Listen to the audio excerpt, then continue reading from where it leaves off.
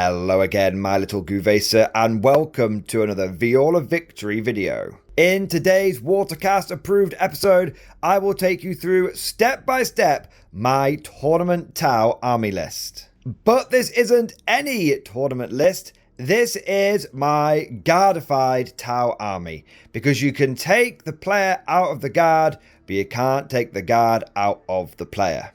And memeing aside, I actually had great success with this list, and I do think that it represents a new and exciting way that you can play with the Tau. You can put the crisis suits to one side, you can put the breaches to one side, and you can try something a little bit different and still get the results that you want. I know, no breaches, no crisis suits. Is this even a 10th edition Tau list? Well, kinda. But truth be told, it is more of a guard list that happens to be equipped with Tau weaponry. And with that rather bold and controversial claim made, let's not mess around any further. Let's mount up, float out, because I suppose Devilfishes don't have tracks, and dive right into today's video. So before we get into the list and the specific units that I have taken, I want to provide a bit of context behind why I am taking this theme of a guardified Tau army. A few weeks ago, the Tau received a big update to their army rule for the greater good as part of the balanced data slate. This update focused on how the Tau army rule for the greater good worked.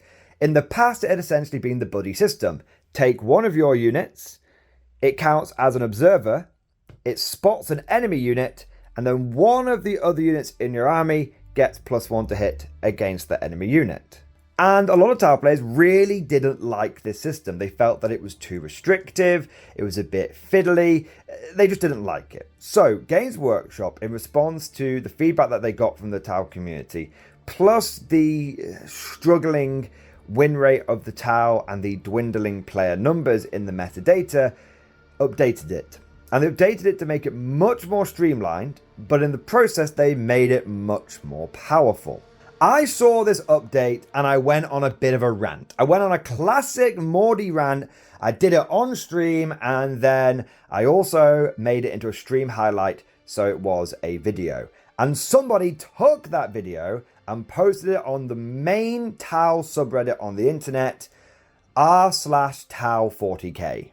And it got a bit of a response. We ruffled a few feathers, to be sure. And quite a lot of people from the Tau community came over to the channel and strongly expressed their disagreement with my points of view, which is absolutely fine. It's totally fair. Look, I've been on the internet a long time. If I'm going to speak mad shit, I'm going to have to expect to get mad shit back in return. Of course. But one of the things that came up, one of the running themes of the comments I was getting, was that guardifying the Tau was not the right way to go. Running Tau as Xenos Guard would never work, and that I didn't know what the hell I was talking about, and that I was flat out wrong. And to be fair, I had spoken about all of this from a theory point of view, and I hadn't actually tested it out, because I could have easily been wrong. I could have, not known what the hell I was talking about. So what I did, and the reason why I put this list together, was to kind of back up what I'd been saying. That the best way to run Tau was to guardify them, to run them as Xenos Guard. And that when you do that, not only does the new For the Greater Good become very powerful, but I would say it becomes downright overpowered and maybe even a bit broken. And so what you see before you today is me putting my money where my mouth is. I came up with this tournament list. I had zero practice. I based it entirely on my theory of what I thought would work. And I'm going to take you through it right now. I'm going to take you through why I took certain units, why I had certain pieces of equipment, what was the overall thought and strategy and feelings behind the different units, and how they all work together. And if I may shill myself for a moment, this list was taken to a tournament, and there will be an after action report that is coming out very soon after this video. In fact, the day after this one is posted. So if you want to know how the list did, specifically in the tournament that I went to, which was a 5-round Shark Tank GT, then don't forget to go ahead and subscribe to the channel to make sure that you don't miss that episode. But with all context given, with my tin cup thoroughly rattled, now let us get into the list. Now let us begin with the characters in the list. And I only have one character in this whole thing, and that is a single ethereal. And truth be told, the only reason I'm taking him is because I have to. You have to take one character in every single 40k army. That's the only minimum requirement that you have. And so I've taken an ethereal because I have to. Truth be told, if I didn't need to take any characters, I probably wouldn't have taken him. But he turned out to be pretty useful sitting on my home objective and generating me an extra command point here and there. This is your first indication that my list is a little different to the typical Tau competitive army, because a normal Tau list actually features an abundance of characters. You'll see various crisis suit commanders leading various crisis teams, and you'll see breacher teams being led by Carter Fireblades. The reason I don't take those leaders is because I don't take those units. There are no breachers in this army. Breachers with a Fireblade in a Devilfish, which is the standard operational doctrine of the Tau Infantry Corps, is very expensive. It's about 235 points. And a unit of crisis suits led by some kind of crisis commander is generally also well over 200 points. And that is very, very expensive for the output that you're getting. And so because I'm not taking crisis suits, because I'm not taking breaches, the need for me to take characters becomes much, much less. Because I'm running this like a guard army. I'm going to have my infantry doing my spotting so that the big damage dealers in my army get the +1 to hit. So if we're not taking breaches and we're not taking crisis teams, then what is in our list? Well, let's go over to the Infantry Corps! Because every day in the Corps is like a day on the farm. Every meal a banquet, every paycheck a fortune, every formation a parade. I love the Corps. So somewhat controversially, I have gone for 4 strike teams. And I love these guys. I think they might be the best infantry in the entire game. Which I know sounds very, very strange. But bear with me. It's 75 points for 10 of them. That is only 10 points more than a guard squad. I get a 4+ save in this unit. I get a rifle that actually does something. And I also can spot with this unit. And it comes with a marker light. So not only does it spot, but it also removes cover. And it is also -1 to wound from ranged weapons because of the Guardian drone. And because of the Tau Fire Warrior's ability, I can make the enemy units -1 to hit. So for 10 points more than a guard squad, I'm still getting all the objective control that I want. I'm in Montcar, so I'm still as maneuverable as I want, moving an average of 9 to 10 inches each time that these guys start running around. And also, I am a massive, massive force multiplier. Imagine in a guard army, if you could take a squad of Catachans, or a squad of Kriegers, or a squad of Cadians, and they could essentially do the take aim order but on an enemy unit, so everybody else got take aim against the enemy unit. That alone would be worth its weight in gold. Then imagine that they also do the thing that Hellhounds do, and ignore cover. They strip cover from the enemy unit. And then imagine the -1 to hit and -1 to wound. Strike teams are fantastic, but you just don't think of them as damage dealers. You think of them as spotters, as force multipliers. And because they're so much cheaper, I mean, I can get 3 of these strike teams for the cost of a single breacher squad in a Devilfish with a commander. That gives me loads of screening, loads of objective control, and loads of backup spotting. Because even though I've kind of gone on about the virtues of these guys as spotters, that's actually their backup function. Their number 1 function is screening and primary game. If I want spotting, I come over to the other side of my infantry corps. Now these are my 2 squads of Pathfinders, and I have put each one of these inside a Devilfish. This essentially emulates the scouting chimeras that I'm used to in my guard army. But unlike my chimeras, each one of these devilfish is coming with 2 hunter-killer missiles, which is pretty good. They're called seeker missiles. Also, my devilfish have got indirect fire weapons, because each one comes with 2 smart missile systems.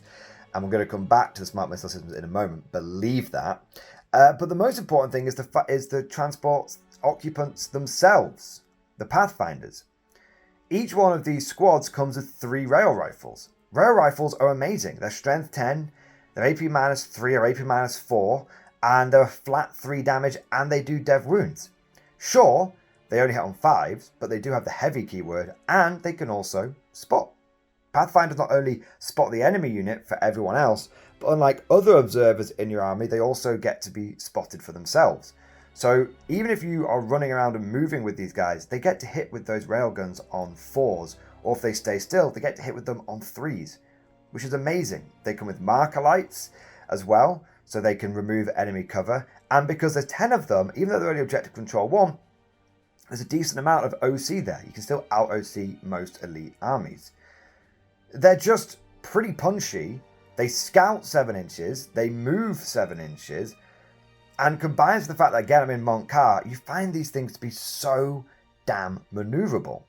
So I really, really like the Pathfinders and Devilfish, because it means that I have some scouting units, I have some scouting armor.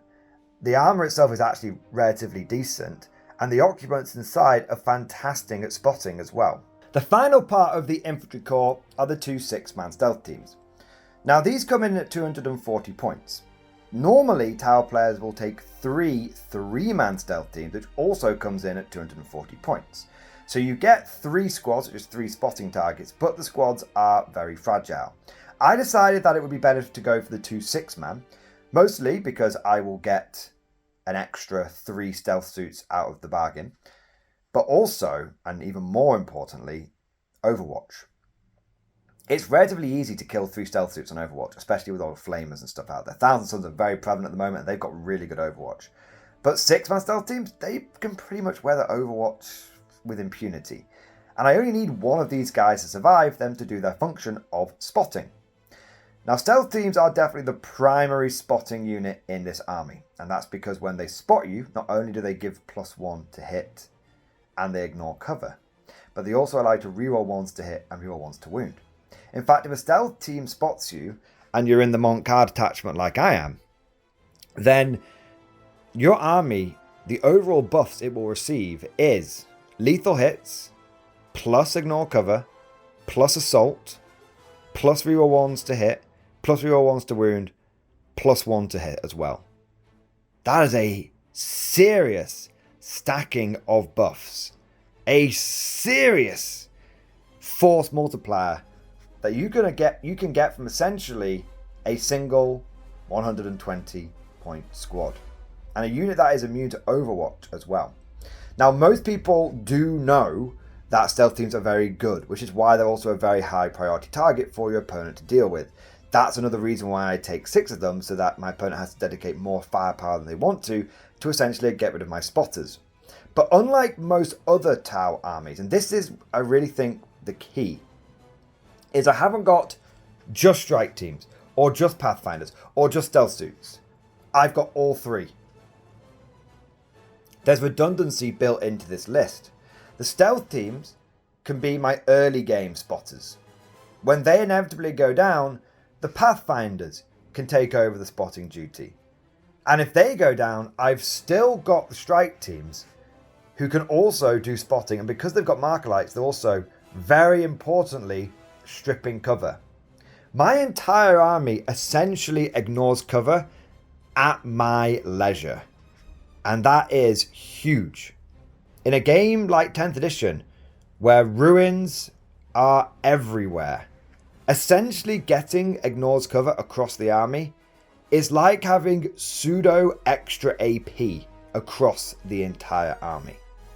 Everything that in my army that would be AP 2, but then the enemy's got cover, so it's only AP 1. No, still AP 2. Everything that would be AP 3 that goes down to AP 2. Oh, your opponent's going to be like a 4-up save against that. No, they're on a 5-up save.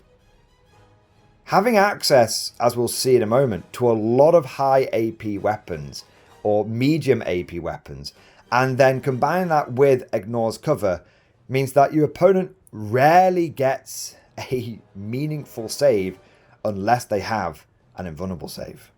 So to summarize the infantry corps before we move on to the damage dealers, not only is it doing what my typical guard infantry corps would do, which is primary game with lots of objective control and screening and stuff, but it's also acting as a bit of an officer corps, except unlike my guard officers who don't really contribute any meaningful damage, all of these squads, including the strike team, can add either significant supplementary firepower or they're bringing some pretty big guns of their own. Speaking of the big guns, let's get into the damage dealers. Starting off, we have got 2 broadsides. These are together in a single unit. That just makes them a bit more efficient for stratagem use. And they have got the railguns and smart missile systems. And I've also upgraded them to have the piece of equipment, I don't know what it's called, but it's the piece of equipment that allows them to ignore to hit modifiers. And they've also got 2 missile drones each. Normally, people don't take the railguns because there's this worry that there's not enough volume of shots. But between the fact that there's 2 railguns and there are 4 missile drones, and you've got the smart missile systems on each of the broadsides as well, you're actually getting a very respectable amount of shots from this unit. So it has both volume and it has quality. But that's not the only railguns I've got in the army. I've also gone for 2 hammerheads, and they have got big rail cannons as well. I love things that are like Vanquisher cannons. Anytime I can take a Vanquisher or its equivalent, I will put it in my list. And that's why I've got these 2 bad boys in here. They just keep the opponent honest. Because sure, they might have a 4+ invulnerable save, but if they fail that 4+, it is going to be very, very bad for them, with the minimum of D6 plus 6 damage coming out of them. You've also got the fact they come with 2 Seeker missiles each, and they've also got the smart missile systems. So whilst they do lose a little bit of potency after the Seeker missiles have gone, I have found that a pair of these things coming around the corner, unleashing 4 Seekers and 2 rail cannons into you, well, that is a bad day for every unit. So that covers the rail damage dealers, but I've also got some ion damage dealers in the form of these 2 Riptides and this hammerhead over here. So you can see I've got 6 damage dealers in the army. Half of them are railgun based and half of them are ion cannon based. Again, this lets me do the whole quantity and quality. I mean, why pick? I get the damage and the strength and just the intimidation factor of the railguns, but then I also have the volume from these ion weapons. Each one of these broadsides is putting out 6 of the ion accelerator shots, and they've got the smart missile systems, and they've also got 2 missile drones each. And then this ion head over here has got D6 plus 3 shots from its ion cannon, and it also, with blast, which can really help, and it's also got a smart missile systems, and it's also got the 2 Seeker missiles. So combining these units together, instead of looking at them in individually, like this one and then this one, looking at the big picture of them, you can see that I'm trying to cover all of my bases. I've got my volume and my decent strength, but not super high strength, from the ion weapons. But when you inevitably encounter something that you don't want to be fishing for 5s and 6s to wound against it, you just want to be able to wound it on like a 2 or something mad, that's when the railguns come a-calling. So I've got the volume and I've got the punch. Now the last unit in this army is just the cheeky little piranha. That is there to act as a pseudo scout sentinel. It will move forward at the beginning of the game, and if I draw something like area denial turn 1, or engage on all fronts, or extend battle lines turn 1, and I want to achieve that without having to expose some kind of expensive unit, that is the piranha's job. And let me tell you, it did that job swimmingly. I did think about taking more than 1 piranha, but truth be told, I only ever needed 1. So zooming out, you can see that we have got primary game, we have got secondary game, and we have got damage dealers. 3 of the 4 core principles, 3 of the 4 pillars of a successful Guard army. But what is the fourth pillar? Well, this is the hidden gem of the list. This is the sneaky sauce, the special recipe that really brings the whole list together. It's the indirect fire. If you've been paying close attention, you'll have noticed that I have taken quite a few smart missile systems. In fact, there's one on each devilfish, and in fact there's two on each devilfish. There's two on each hammerhead. There are a twin-linked one on each broadside, and there's another twin-linked one on each riptide. That is actually 1, 2, 3, 4, 5, 6, 7, 8, 9, 10, 11, 12, 13, 14 smart missile systems. Each one of those fires 3 shots. That is 42 indirect fire shots a turn. Now sure, many of them are only hitting on 5s unless they're guided, and then they can hit on 4s. Some of them actually do ignore the to hit modifiers, like the ones on the broadsides and I think also the riptides. So they're actually hitting on 4s and they're twin linked. But it's the pure volume, and it's the guaranteed volume. Imagine you're a guard player and you could guarantee yourself 42 mortar shots a turn, some of which are going to be hitting on 4s without orders, and some of which are going to be re-rolling to wound. And then imagine you basically paid 0 points for that indirect fire, because you haven't had to take a dedicated artillery unit. It just came for free on your tanks, on your Leman Russes. Now sure, I don't have like plans for camp sponsors and stuff, but that is made up for by the fact that we've not just got Leman Russes in this army, or Leman Russ equivalents I should say. We've got the tanks, we've also got units which are coming with those missile drones, which really add that volume in. We've got the quantity and we've got the quality before we even take the smart missile systems into account. So all of my direct fire is covered, and now my tanks are also doing indirect fire as well. And let me tell you, I don't want to give too much away because I want you guys to go and watch the after action report, of course, but let me tell you something. Having that much indirect fire in my army was amazing. It was particularly anti-current 40k meta, because the current meta for nearly every army that you're going to encounter is to take 2 to 3 ship muncher squads that hide out of line of sight, that sit on objectives, that do actions, and the enemy then pushes forward with the rest of their damage dealers, with the rest of their units. So they have a few units just holding back and maybe taking up 10% of their overall points, and then the remaining 90% of the list is coming at you. But what happens when your Zangors die, and now you need to hold an objective with something more valuable? What happens when your Poxwalkers die, and the only other units you've got in your army are Terminators? Do you give up the primary objective? Or do you end up putting a 250 point Terminator squad holding an objective? What happens when you lose your Sisters of Silence, and the only units that you've got left to hold objectives are expensive Custody squads? Time and time again, my indirect fire was an incredible thorn in my opponent's side, was an incredible spanner in the works. And it was something that they hadn't taken into account, because nobody takes indirect fire anymore. Why? Nobody takes it. So why would you worry about it? Well, you know what? Indirect fire is one of those things that you don't have to worry about until you encounter it. And then, when they've got it and you don't have it, it can be game-changing. In summary, this list obeys the 4 pillars of the Guard. It has got primary game, it has got secondary game, it has got damage dealers, and it has got indirect fire. And I'm going to say something that's going to upset the Guard community now, but I've got to be honest about it. It does it better than the Guard. There's no office attacks in here.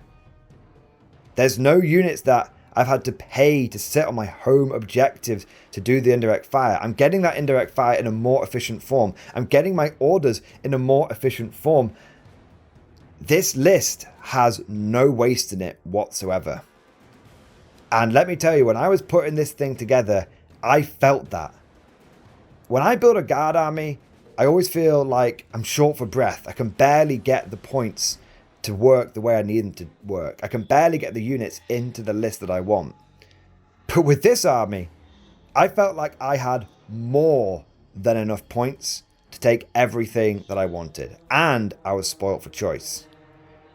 You guys might think that I upset the tower community by running this guardified tower list, but I guarantee you I'm going to upset the guard community even more when I say apparently they can do what the guard do, but even better. And on that very, very spicy note, we are going to wrap up today's video. Of course, all of this is just like my opinion, man. Let me know what you guys think down in the comment section below. And like I said before, don't forget to go ahead and smash that like button if you enjoy the video, and also subscribe to never miss an episode.